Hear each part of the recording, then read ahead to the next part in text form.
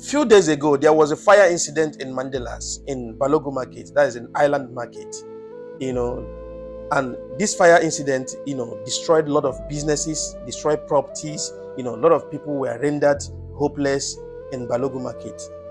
And this thing has been happening. This is not the first time this incident happened in Balogu Market. This has been happening, reoccurring, every time. I think last year, something like this happened, a lot of businesses were destroyed. People started from the scratch again to start up again. And year before last, it happened again. This thing has been happening, destroying people's businesses and rendering people hopeless. Now, I keep asking question. Now, Lagos State is a very wealthy state. Lagos State is a very, very wealthy state. There is no, two ways about it. Lagos is one of the richest states in Nigeria. Now, I keep asking, does it mean that Lagos State does not have well-equipped fire service? And besides those big markets in Lagos State, does it mean there is no fire, service, around those markets? If there is none, then it is an error. That is number one.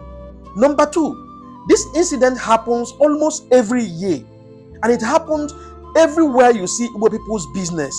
That is where this fire incident will occur. This has happened everywhere you see Igbo people's business. It happens there. Like, some time ago, it happened in Alaba International. The other time it happened in Ladepo. The other time it happened everywhere you see Igbo people's business in Lagos State. This thing keep happening. And I keep asking questions. What is the problem? What is actually the problem? Because you cannot tell me that the fire service, if they are well equipped, they cannot be able to intervene as soon as possible and quench the fire. Why is it that Igbo people's business is always at risk in Lagos State? That is a question that I keep trying to ask myself all this while, but I can't get enough, enough answer that I need. Why is it that the Igbo people's business becomes, always in danger in Lagos State? Now, I have something to put in here. I understand the fact that the Igbo man is always a threat to some certain people, right? Because Igbo man is always known for in the entrepreneurship, and we are always, Igbo people are always known for their hard work and their effort in making legit money. So it becomes a problem to certain people. Now let me tell you something. Do you know, if you come to Lagos State today, Igbo people contributed 70% in building Lagos? Nobody can deny that fact. Igbo people contributed 70% in building Lagos State. So why the hate on Igbo people? Everywhere Igbo people's businesses are is always at risk. Is either fire incident happen here, happen there, destroying people's businesses. People will start from the scratch. For instance, in Igbo land, in Igbo culture, we have what we call apprenticeship. This apprenticeship, we call it Igbo boy. Somebody will go and serve somebody for years.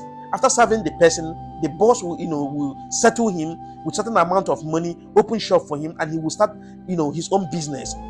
Do you know that if this fire incident happened, somebody that was settled newly, his business got burnt? Do you know that you have rendered this person's effort? You have rendered it useless for the rest of his life. It will only take the grace of God for this person, this individual, to rise up again. So why is it that Igbo people's business is always at risk in Lagos? This is the question that I keep asking. This is not about being sentimental or being tribalistic. This is a reality question that I'm asking here. Why is Igbo people's business always at risk in Lagos State? First of all, I've said it time without number. If federal government can be able to rehabilitate the seaport that we have in Port Harcourt and the one we have in Bayelsa, I can tell you for free that Lagos will be an empty place. Yes, what brought Igbo man to Lagos is because of seaport in Lagos and the airport, international airport in Lagos. If they can be able to, build seaport in Port Harcourt, okay, rehabilitate the seaport that we have already in Port Harcourt and the one we have in Bayelsa, I can tell you for free that no Igbo man, you will never see any Igbo man foot in Lagos State. If you see them in Lagos State, maybe they came for holiday or something else. So if government gave that Lagos State that opportunity, why would they be tarnishing? Why would they be misusing the opportunity in hating each other?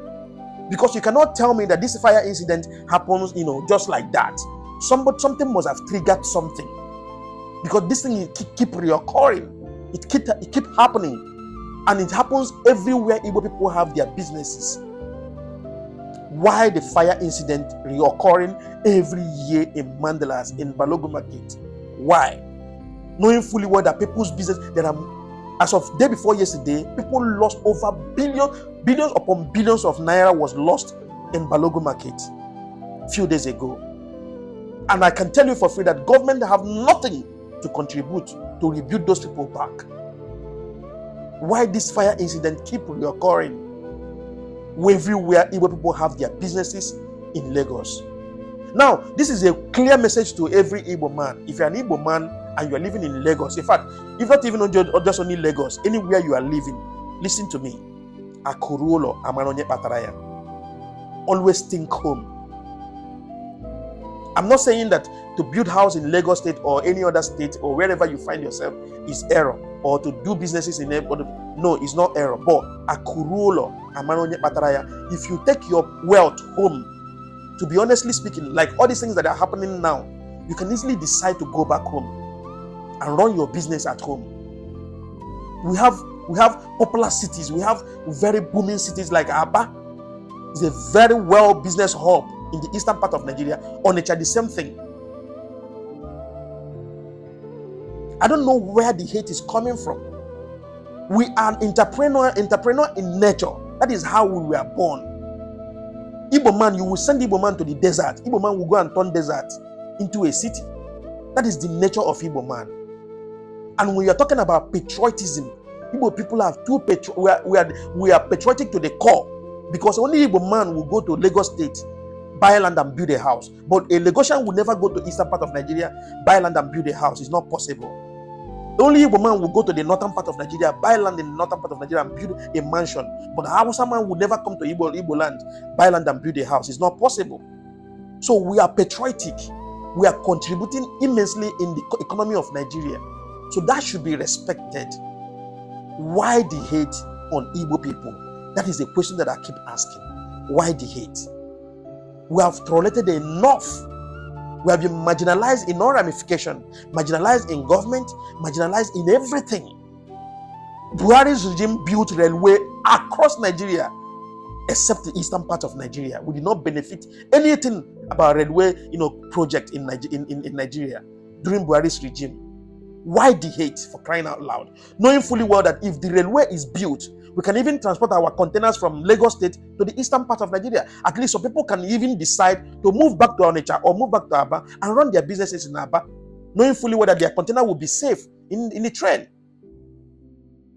Why the hate? That is a question that I want to ask. Because it's becoming obvious. The marginalization is no longer hidden. You hate us for being Igbo, for being entrepreneurship in nature, for being hardworking, for contributing immensely in the economy of Nigeria. Why the hate?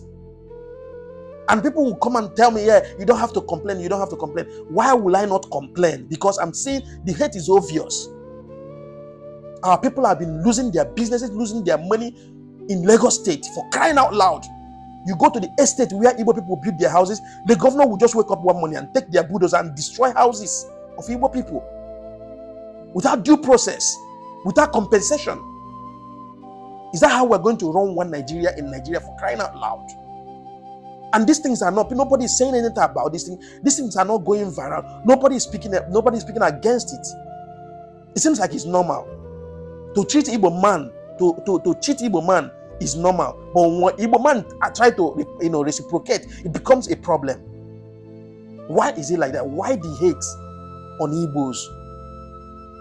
The same thing that is happening between Mazen Nnamdi Kanu and the federal government of Nigeria. Mazen Nnamdi Kanu case was acquitted, and the judge asked him to go, and he was still held hostage in the DSS custody against his will, trapping upon his human right. But the same thing they accused Mazen Nnamdi Kanu of is what Sunday Igboho did exactly. Sunday Igboho was arrested in Benin, and he was released, and he's working freely today. So my question is, why is Sunday Igboho walking freely and Mazi Nnamdi Kanu still in detention? The terrorists in the northern part of Nigeria keep killing people, maiming people, raping people, destroying homes, destroying properties, just killing our soldiers. And they are on the negotiation table with the government. And they are working freely with AK-47. But Mazi Nnamdi Kanu, an armed citizen, that only demanded for freedom of Biafra, is being held hostage in DSS custody. And you are telling me that there is no injustice? You are telling me that this is no marginalization? This is pure case of injustice and marginalization on the Igbos. For crying out loud, we can't continue like this, tolerating this kind of nonsense in the hands of people that we're supposed to call brothers in the same country. Igbo man is entrepreneur in nature. You can't take that away from us. They know very well that if we have seaport in Port Harcourt or have seaport in Bayelsa, I can tell you for free, just give eastern part of Nigeria only 1 year. Eastern part of Nigeria will be like a Dubai. I'm telling you the gospel truth, because Igbo people knows how to develop. They knows very well how to bring development. There is no city in Nigeria today that you will count of their development that Igbo people did not contribute immensely in the development of that state. So why the hate, for crying out loud? Are we going to continue like this? How long are we going to continue like this? Suffering and smiling in Nigeria, and we call ourselves one Nigeria. What made us one Nigeria? When we don't love ourselves, when we don't cherish ourselves, when we discriminate ourselves, when we fight ourselves. Let's learn, Igbo people. Let's learn, let's have sense and start thinking home. Thank you very much, and see you guys in the next one.